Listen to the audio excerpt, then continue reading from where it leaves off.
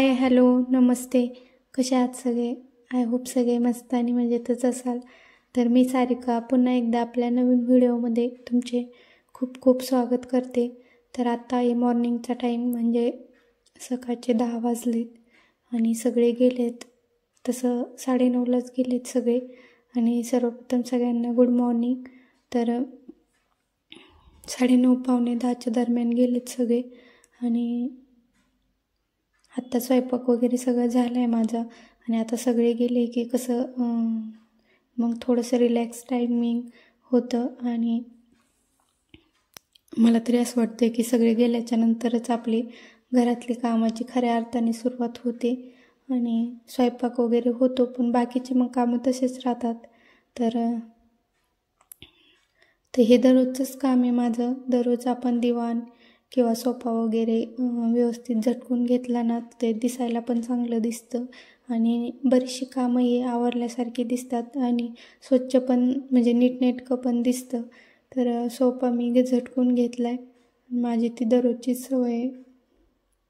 झाडून घेण्याच्या आधी सोफा, आपले जे 2-3 दिवाण आहेत ते दिवाण झटकून वगैरे घेणं आणि बेडशीट वगैरे नीट करणं. तर बेडशीट नीटनेटकं असेल ना तर म्हणजे रूम अगदी स्वच्छ दिसते. कारण बेडशीट जर इकडं तिकडं पडलेलं दिसलं, म्हणजे असं विस्कटलेलं असलं, तर मग दिसायला पण ते चांगलं दिसत नाही.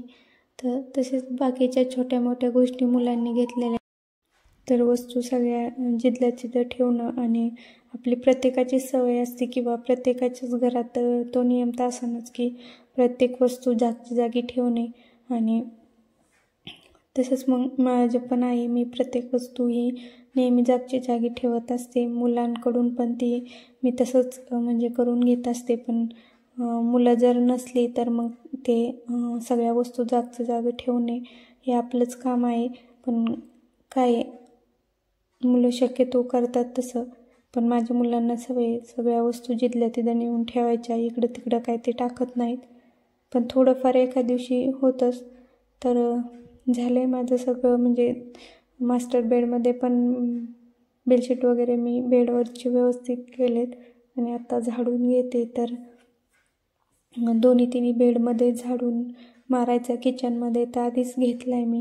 आणि झाडायला पण मला मोस्टली 20 मिनटं लागतात, कारण असं तसं घेतलं तर 10 मिनटात होतं. पण माझं झाडून घेणं हे एकदम म्हणजे व्यवस्थित आहे की नुसतं जरी झाडलं ना मी तरी घर असं पुसून घेतल्यासारखं एकदम स्वच्छ वाटतं. त्याच्यामुळे मला ती सवयच आहे पहिल्यापासून की घर एकदम व्यवस्थित झाडणं. तर कुठंही कचरा मागे राहत नाही माझ्या कधीच. तुम्ही बघत असताना व्हिडिओमध्ये पण बाकीच्यांना 10 मिनटं लागत असले ना, तर मला 20 मिनटं नक्की लागतात घर झाडायला. बाकीच्या कामाला थोडंसं कमी वेळ लागतो, पण घर झाडण्यासाठी मला भरपूर वेळ लागतो. तर 20 मिनटं मी धरून चालतेच घर झाडण्यासाठी. आता सगळे बेड वगैरे सकाळी काय मी बेड वगैरे झाडत नाही, कारण मुलं असतात झोपलेले. परत हॉलमध्ये पण असते शाश्वती. तर त्याच्यामुळे मी बेड वगैरे काय झाडत नाही, हॉल पण झाडत नाही. फक्त किचन वगैरे झाडून घेते आणि सगळे गेल्याच्या नंतरच मग एकदाच सगळीकडे झाडू मारायचा. आणि मग बाकीचं आपलं फरची वगैरे काय जे काम असेल ते करून घ्यायचे. तर दोन्ही बेड पण झाडून झाले. आणि आता मी हॉलमध्ये सगळा केर आणला आहे आणि हॉलमध्येच मग सगळा केर वगैरे भरून घ्यायचा. आणि त्याच्यानंतर मग बाकीची जी कामं आहेत आपली ती पण होतातच चालूमध्ये. तर चला मग आता मी ना झालं आहे माझं झाडून, तर राहिलेले कामाला ते पण घेते करून. तर झाडून झाल्याच्या नंतर मग लगेच मी खिडक्या वगैरे पुसून घेत असते. फर्निचर जे हॉलमधलं आहे ना ते पण पुसत असते. तर थोडंसं ओलं कापड करून आणायचं आणि थोडंसं म्हणजे खूप पण जास्त ओलं नाही करत, उगं नॉर्मल ओलं करून आणते. आणि मग त्यानेच हे TV खालचं फर्निचर ते तर दररोजच पुसते मी. तर हे सगळं पुसून घ्यायचं. म्हणजे पुसलं ना थोडंसं किती वेळ लागतो त्याला, 2 मिनटं खूप झाले पुसायला. कारण आपण फर्निचर पुसायला असं किती वेळ लागतो, अर्धा तास लागत नाही किंवा 15 मिनटं की लागत नाही किंवा 10 मिनटंसुद्धा लागत नाही, अगदी 5 मिनटंसुद्धा लागत नाही, 2 मिनटाचं काम आहे. पण तेवढ्यानेच कसं स्वच्छ आणि निर्मळ दिसतं. तर माझं हे दररोजचंच काम आहे. असं कोणी आल्यावर दिसत नाही, खिडक्यात त्याच्यात धूळ दिसती. ते काळं ग्रेनाईट असल्यामुळं तर लगेच दिसून येते. खिडक्या ते मी दररोजच पुसत असते, फर्निचर पण हॉलमधलं. त्याला वेळच लागत नाही, असं काही म्हणजे लय वेळ लागत नाही, त्याच्यामुळे होऊन जातं पटकन ते. त्या सगळ्या खिडक्या वगैरे पुसून घेतल्या मी आणि त्याच्यानंतर मग लगेच पोछा मारून घ्यावा म्हटलं. तर हा छोटा बेड आहे, छोट्या बेडमध्ये घेतलं मी लगेच पोछा मारून. त्याच्यानंतर मग हॉलमध्ये आणि मॉपरनी ना पुसायला अगदी थोडा वेळ लागतो. म्हणजे आपण हाताने पुसायला जितका वेळ लागतो ना तितका त्याच्या हाफ धरून चाला तुम्ही, हाफसुद्धा नाही, अगदी कमी लागतो.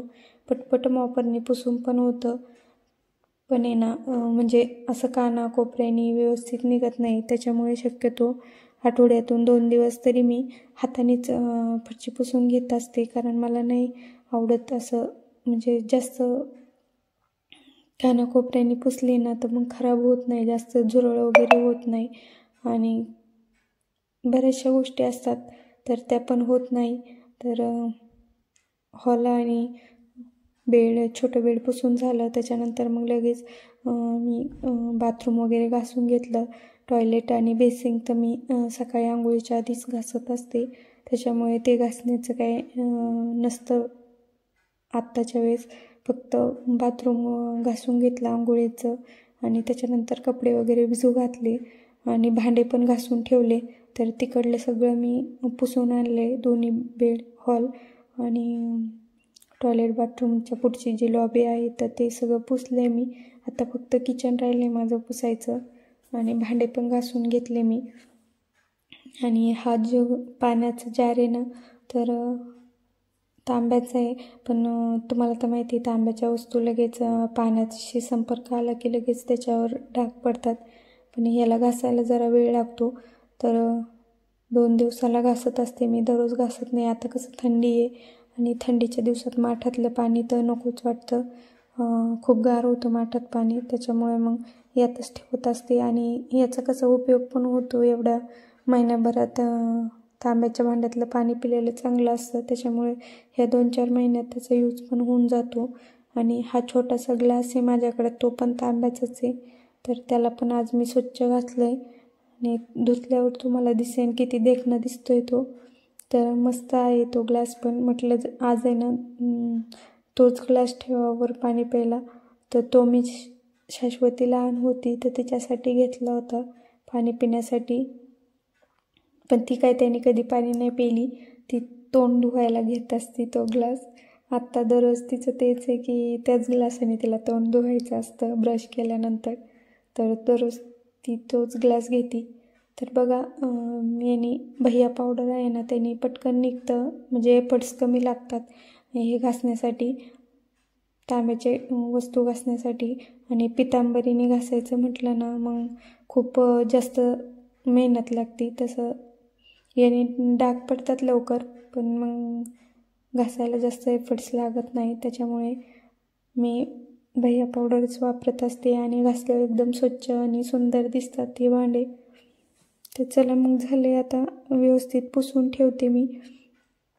तरी एकदम व्यवस्थित पुसावं लागतं, कारण थोडंसं जरी पाण्याचं त्याच्यावर डाग राहिला तर लगेच त्याचा डाग पडून जातो पाणी राहिलं तर पुसून घेतलं मी ते आणि पाणी पण ओतून ठेवलं, पण खाली ठेवलं सध्या. म्हटलं किचन ओटा पुसला ना मग नंतर किचन ओट्यावर ठेवता येईल. तर आता मी इथं किचन ओटा पुसून घेते आणि नॉर्मली म्हणजे असंच कापडाने पुसते, तर टाकत म्हणजे घासत वगैरे नाही दररोज, आठवड्यातून 1दा किंवा 2दा घासत असते. तर किचन ओटा पुसून घेते आता. आणि हा आजचा व्हिडिओ जर तुम्हाला आवडला ना, व्हिडिओला नक्की लाईक आणि चॅनलला सबस्क्राईब करा. तर झालं आहे माझं इथं किचन ओटा, पण बेसिंग राहिले तर बेसिंग व्यवस्थित घासून घेते. आणि हे बेसिंग आहे ना दररोजची दररोज, म्हणजे आपण सकाळ संध्याकाळ जेव्हा भांडे घासतो किंवा काही म्हणजे पाणी वगैरे सांडलेलं असतं त्यावेळेस ते ना हा व्यवस्थित घासून झालाच पाहिजे. बेसिंग म्हणजे किचन वाटा जितकं पुसणं गरजेचं आहे त्याच्यापेक्षा जास्त हे सिंक पण आपलं व्यवस्थित किंवा क्लीन असणं खूप गरजेचं आहे. तर ते पण आणि खिडक्या पण, कारण खिडक्याची वरची जी स्टाईल आहे ना गॅस ओट्याच्या वरची, तर ती पण खूप म्हणजे अशी खराब होते, तेलकट वगैरे उडतंच दररोज. तर ती पण नेहमी स्वच्छ केली पाहिजे. नाही जरी घासली ना तरी अशी कापडाने पुसून घेतली पाहिजे. तर चला मग तुमच्याशी बोलता बोलता माझा किचन वाटा पण पुसून झाला पूर्ण. आणि खालच्या ज्या ट्रॉल्या आहेत ना त्या पण, आपण कसं स्वयंपाक वगैरे करतो तर थोडंसं पीठ वगैरे सांडतात चपात्या वगैरे लाटताना, तर त्या पण मी दररोज अशा पुसून घेत असते. तेवढ्या 2-3 का होईना तिथल्या गॅस ओट्याच्या खालच्या, तर त्या दररोज मी अशा कापडाने पुसून घेत असते. कारण पीठ सांडतं आणि मग ते चांगलं नाही दिसत, सारं खरकटं दिसतं तिथं त्याच्यामुळे. तर चला आता पुसून घेते मी. आणि तुम्हाला आजचा व्हिडिओ कसा वाटला मला नक्की कमेंट करून सांगा. आणि जर व्हिडिओ आवडला तर व्हिडिओला लाईक आणि चॅनलला सबस्क्राईब नक्की करा. तर आत्ता पुसून झालं आहे माझं ऑलमोस्ट सगळं. तर तुम्हाला मी शेवट दाखवते की मी तांब्याचं भांडण ते कुठं ठेवलं आहे म्हणून. तर चला मग. तर बघा असं मी वर ठेवलं आहे तांब्याचा जार तो पाण्यासाठी. आणि आत्ता सध्या बेसिनजवळच ठेवला आहे, कारण मुलं नंतर मग आले की पाणी उडवता खूप, मग त्याच्यावर डाग पडते. त्याच्यामुळे मी आत्ता सध्या इथं ठेवला आहे, नंतर तिकडे ठेवून